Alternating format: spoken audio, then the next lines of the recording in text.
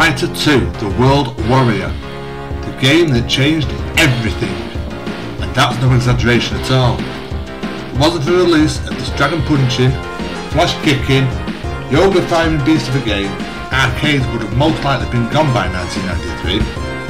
Capcom would cease to exist, and we wouldn't have the healthy competitive versus fighting game scene we have today. Back in late 1991, there were two options to play this beast.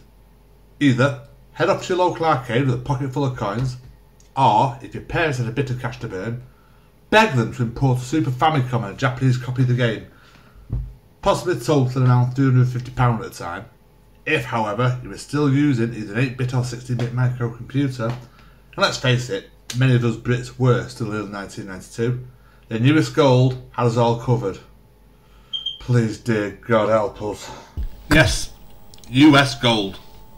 Fresh off the back of buggering up the home ports of UN Squadron and Final Fight, this was to be their final 8-bit conversion before walking away from these ancient cassette-based grandfathers of gaming for good.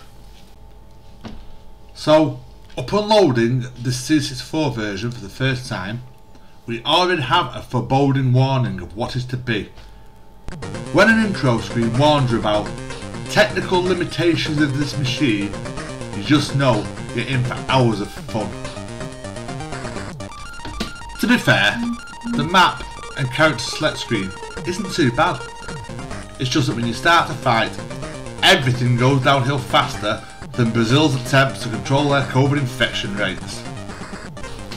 A squash play area and tiny blotchy visuals are the first horrors you'll witness.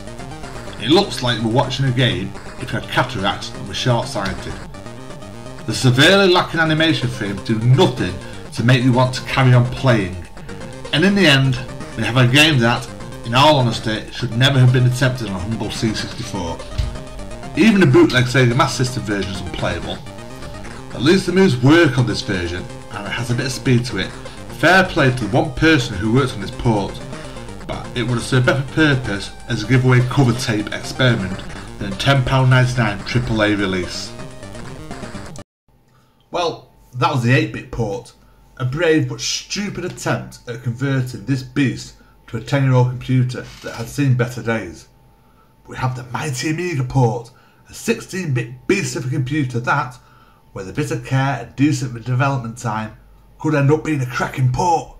But no, this port is actually worse than the Commodore 64 version.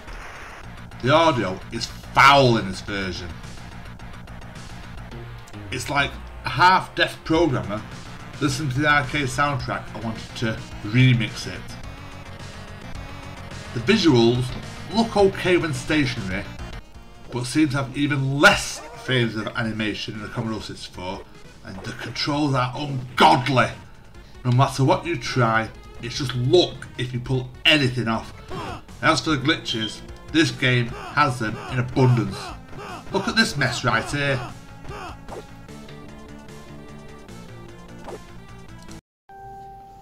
If Capcom had got involved in the development of the home micro ports, they might just have been better.